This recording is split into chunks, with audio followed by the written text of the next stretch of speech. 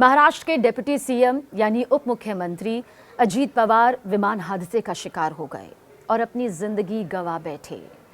अंतिम संस्कार भी हो गया।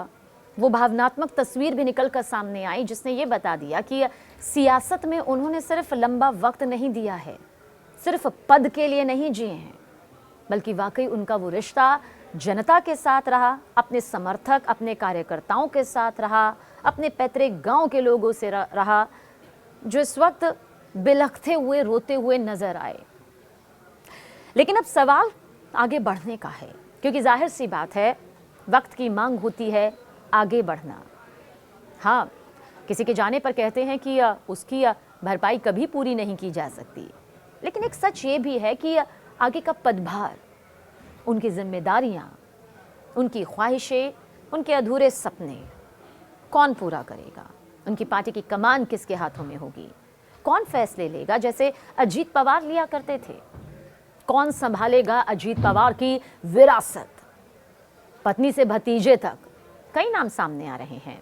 आइए एक एक करके आपके सामने वो नाम रखते हैं, उनके बारे में जानकारी देते हैं। देखिए, बागमती विधानसभा सीट पर अब किसकी दावेदारी है, ये सबसे अहम सवाल है। सुनेत्रा पवार, अजीत पवार की पत्नी और राज्यसभा सांसद सुनेत्रा पवार को बारामती से अपने पति की विरासत संभालने का अब बड़ा दावेदार यहां पर माना जा रहा है। सुनेत्रा अभी राज्यसभा सांसद हैं और बारामती टेक्सटाइल कंपनी की अध्यक्ष भी हैं। वो इससे पहले बारामती लोकसभा सीट से चुनाव भी लड़ चुकी हैं और सुप्रिया सुले के 51% वोटों के मुकाबले 40% वोट भी जुटा चुकी हैं। इसलिए उनका नाम सबसे ज्यादा यहाँ पर चर्चा में भी है और पहले पायदान पर भी है।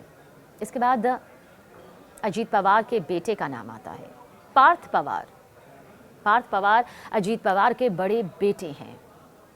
पार्थ को भी उनके संभावित उत्तराधिकारी के तौर पर देखा जा रहा है। हालांकि राजनीति में वो काफ़ी समय से सक्रिय नहीं है, बहुत ज़्यादा एक्टिव नहीं है। पार्थ पवार दरअसल आमतौर पर पिता की तरह ज़मीन पर उतरते और राजनीतिक प्रचार करते नहीं दिखे हैं। हालांकि 2025 में पुणे की मुंडवा ज़मीन सौदे को लेकर ज़रूर उनका नाम चर्चा में आया था, विवाद भी काफ़ी खड़ा हुआ था। दरअसल उन्होंने साल 2019 में चुनाव भी लड़ा था, ऐसा नहीं है चुनाव नहीं लड़ा था, लोकसभा चुनाव लड़ा था उन्होंने। हालांकि उन्हें हार का सामना करना पड़ा था। अब उन्हें अजीत पवार के समर्थकों के लिए एक युवा और स्थायी चेहरे के तौर पर पेश किया जा सकता है। जय पवार, ये नाम भी पीछे नहीं है। अजीत पवार के छोटे बेटे जय पवार। हाँ, ये सच है कि अब तक वो राजनीति में नहीं उतरे हैं, लेकिन अगर वो चुनावी मैदान में उतरते हैं तो वो पवार परिवार के 7वें सदस्य होंगे जो सक्रिय चुनावी राजनीति का हिस्सा होंगे। जय पवार भले ही अब तक राजनीति सियासत में नहीं उतरे हैं, लेकिन जाहिर सी बात है कि वो अजीत पवार के छोटे बेटे हैं। उन्होंने सियासत को करीब से तो देखा ही है। सियासी उठापटक खुद उनके पिता की जिंदगी में आया, उसे उभरते हुए, उन चुनौतियों को पार पाते हुए उन्होंने देखा है बेहद करीब से। अजीत पवार ने कुछ समय पहले खुद संकेत दिया था कि अगर कार्यकर्ताओं और जनता की ख्वाहिश हो, इच्छा हो, तो वो जय पवार उनकी पारंपरिक बारामती विधानसभा सीट से चुनाव लड़ सकते हैं। हाल ही के समय में जय ने बारामती के ग्रामीण इलाकों का दौरा करना और ग्रामीणों के साथ बातचीत करना शुरू कर दिया था, जिसे इस तरफ एक बड़ा कदम, बड़ा संकेत माना गया। इसे राजनीतिक हलकों में उनके सॉफ्ट लॉन्च यानी कि राजनीति में प्रवेश की शुरुआत के तौर पर देखा जा रहा है और अब एक बड़े उत्तराधिकारी के तौर पर, एक संभावित उत्तराधिकारी के तौर पर उनका नाम भी फहरिस्त में है। पर इस बीच रोहित पवार को भी नहीं भूला जा सकता। रोहित पवार शरद पवार के पोते और अजीत पवार के भतीजे रोहित पवार को पवार परिवार के उभरते सितारे के रूप में देखा जाता है।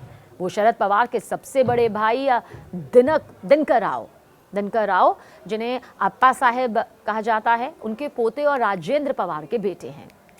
रोहित पवार ने साल 2019 के बाद 2024 के विधानसभा चुनाव में अहमदनगर जिले की जो एक सीट है वहां से जीत हासिल की थी। शरद पवार खुद रोहित को भविष्य की नेतृत्वकारी भूमिका के लिए तैयार कर चुके हैं।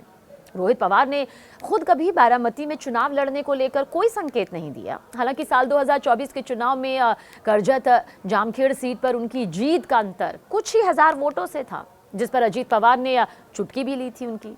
ऐसे में रांगपा आने वाले समय में रोहित को अपने परिवार की मजबूत सीट बारामती से लाकर इस गढ़ और को और मजबूत बनाने की तरफ कदम उठा सकती है, या फिर नहीं, ये माना जा सकता है कि कुछ बड़े फैसले हो सकते हैं, लेकिन नाम सामने है।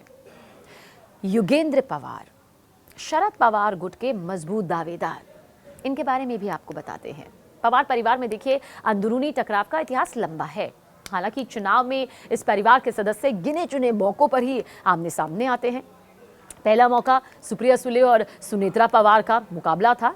वहीं दूसरा मौका साल 2024 में ही आया, जब अजीत पवार को बारामती सीट पर उनके भतीजे युगेंद्र ने चुनौती दे दी। युगेंद्र पवार ने बारामती से अजीत पवार के खिलाफ चुनाव लड़ा।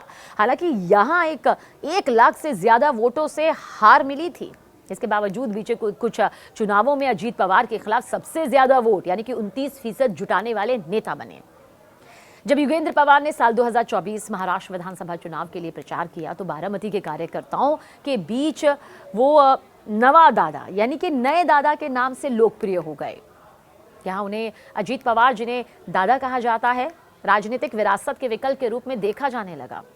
ऐसे में देखिए अटकलें लगने लगी कि अजीत पवार की काट ढूंढने के लिए शरद पवार खुद उन्हें तैयार कर रहे हैं। ये वो नाम है जिन्हें माना जा रहा है कि अजीत पवार के इस जाने के बाद जो पार्टी में एक बड़ा सन्नाटा नजर आ रहा है, एक उत्तराधिकारी, संभावित उत्तराधिकारियों की ये लिस्ट यहाँ पर सामने है। हालांकि किसके नाम पर मुहर लगेगी, जाहिर सी बात है किसी ना किसी को ये जिम्मेदारी देनी होगी।